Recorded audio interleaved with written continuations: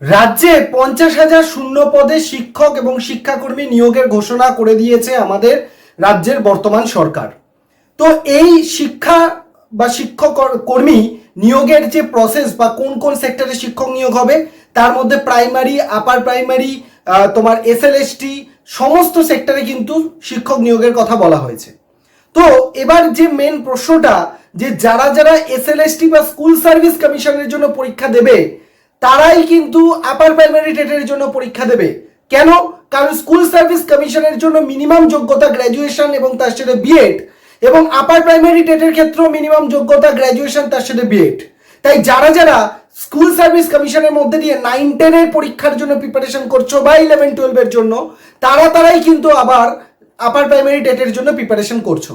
তো আজকের এই ভিডিওটা মূলত তাদের জন্য যারা ভাবছো যে স্কুল সার্ভিস কমিশন এবং আপার প্রাইমারি টেট এই দুটোকে একসাথে কি করে প্রিপারেশন করা সম্ভব, যাতে করে দুটো পরীক্ষায় তোমার একসাথে প্রস্তুতি নিতে পারো এবং যে পরীক্ষাটাই আগে হোক না কেন তুমি যাতে সেই পরীক্ষাটা ভালো রেজাল্ট করতে পারো।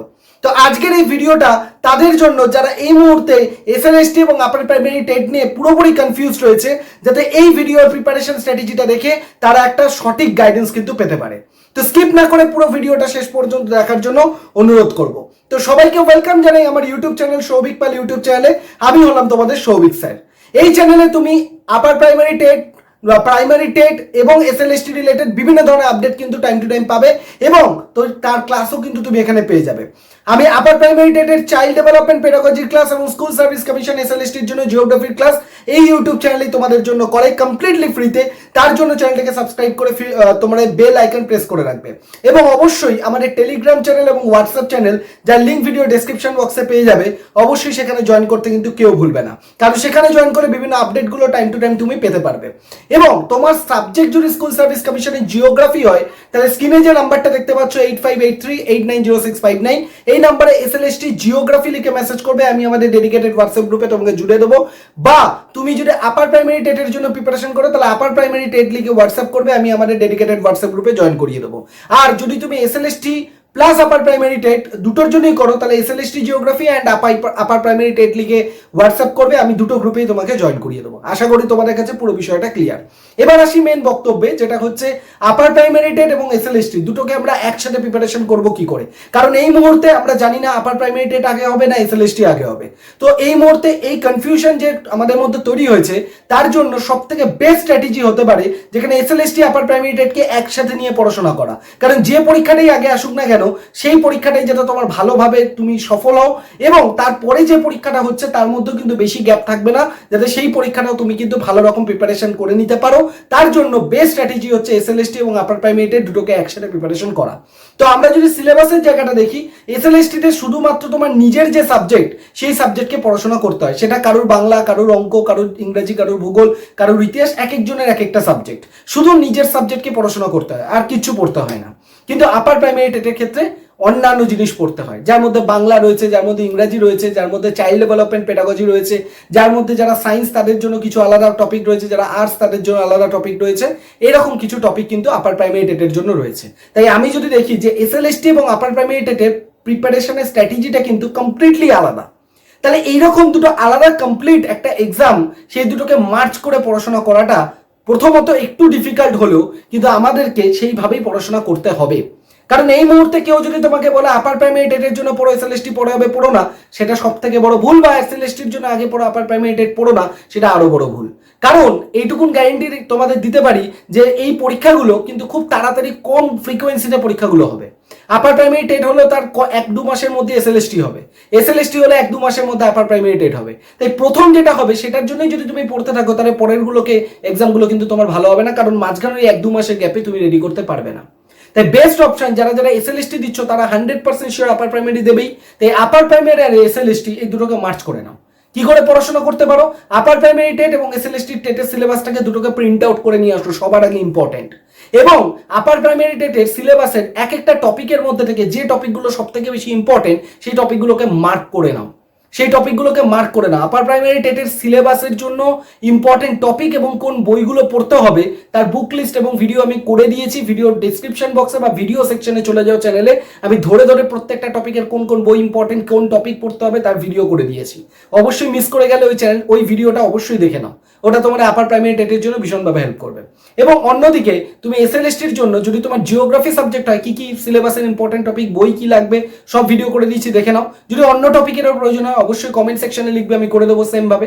সেখানে তুমি কি করবে, সিলেবাসটাকে ডাউনলোড করো, এসএলএসটির কোন টপিকগুলো ইম্পর্টেন্ট মার্ক করো প্রিভিয়াস ইয়ারের কোশ্চেন পেপার দেখে, এবং প্রত্যেকটা টপিকের জন্য একটা করে বই নিয়ে পড়াশোনা স্টার্ট করে দাও।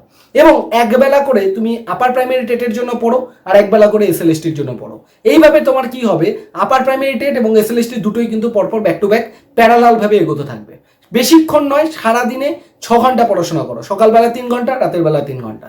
সকাল 3 ঘন্টা আপার প্রাইমারি টেট, রাতের 3 ঘন্টা হচ্ছে তোমার এসএলএসটির জন্য, বা কারোর উল্টোটাও হতে পারে, সকালে এসএলএসটি, রাতে আপার প্রাইমারি টেট, যার যেটা মনে হবে অবশ্যই করো। এবং এক সপ্তাহ পড়ো, এক সপ্তাহ পরে উইকের এন্ড যেদিন হবে, ধরো সোম থেকে শনি পড়লে, রবিবার দিনে সোম থেকে শনি যেটুকুন পড়েছো তার উপর এমসিকিউ প্র্যাকটিস করো। জিওগ্রাফির এমসিকিউ তো আমি অলরেডি করাবো এই চ্যানেলে, তার সাথে সাথে আপার প্রাইমারি টেটের চাইল্ড ডেভেলপমেন্ট পেডাগজির এমসিকিউ আমি করাবো এই চ্যানেলে। তার জন্য এখন থেকে পড়া স্টার্ট করে দাও। এক সপ্তাহ পড়ো আপার প্রাইমারি টেট, এক সপ্তাহ এসএলএসটি পড়ো, এবং উইকের এন্ডে গিয়ে সকালবেলা আপার প্রাইমারি টেটে পরীক্ষা দাও, রাতের বেলা তোমার এসএলএসটির যে সাবজেক্ট রয়েছে সেই সাবজেক্টে পরীক্ষা দাও। এতে করে কি হবে, দুটো দিকে কিন্তু এগোতে থাকবে। এবং এই করতে করতে যখন দেখবে যে পরীক্ষাটা আগে হবে তার নোটিফিকেশনটা এসে গেছে, তখন আরেকটা পরীক্ষাকে একটু বন্ধ রেখে সেই পরীক্ষাটাকে ফোকাস করো। এবং সেই পরীক্ষাটা হয়ে গেলে নেক্সট যে পরীক্ষাটা আসবে তখন সেই যেটা বন্ধ রেখেছিলে সেটাকে আবার স্টার্ট করে দাও। এতে করে কি হবে, বেস্ট স্ট্র্যাটেজি, যাতে দুটো এক্সামই তোমার কিন্তু ক্লিয়ার করার সম্ভাবনা অনেকটা বেড়ে যাবে। কিন্তু এই বুদ্ধিটা যদি কেউ লাগাও যে যেটা আগে আসবে সেটাই পড়বো, বাকিটা এখন পড়বো না, তাহলে কিন্তু সব থেকে ভুল কনসেপ্ট হবে এটা। তাই বেস্ট অপশন, দুটো পরীক্ষাকে প্যারালাল করে পাশাপাশি পড়তে থাকো, যেটা তোমার জন্য বেস্ট। এবং স্ট্র্যাটেজি কি হবে, সিলেবাস থেকে ইম্পর্টেন্ট টপিক মার্ক, প্রত্যেকটা টপিকের জন্য একটা করে বই, এবং সেইগুলোকে থরলি পড়া এবং তার প্রিভিয়াস ইয়ারের কোশ্চেন পেপার সলভ করা।